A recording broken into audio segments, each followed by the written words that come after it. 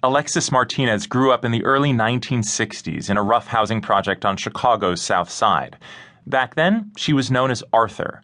In fact, it's only in the last few years that Alexis has been living as a woman full-time in public.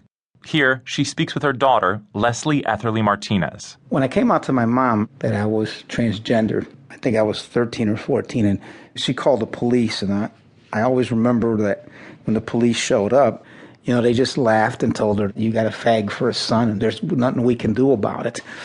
So I went as macho as I could be, to mask what I really was underneath. And by that time, I had become a member of a gang. Mm-hmm. People just didn't mess with me, because they knew they had a fight on their hands. When I look back at it, it was almost schizophrenic because I would be wearing combat boots and blue jeans and a leather jacket, but underneath I would have like stockings and a bra. And so I remember it as a very dark period.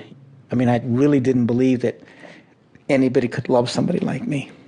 I remember as a little girl that you would say these things like, "Well, I know that I'm not loved."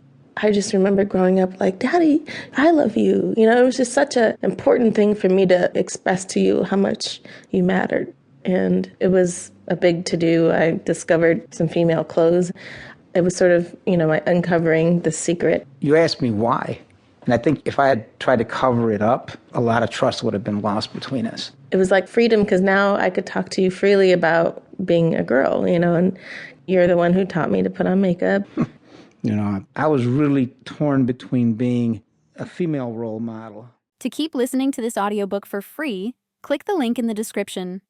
It will take you to a free Audible trial where you can listen to this and many other books for free for 30 days.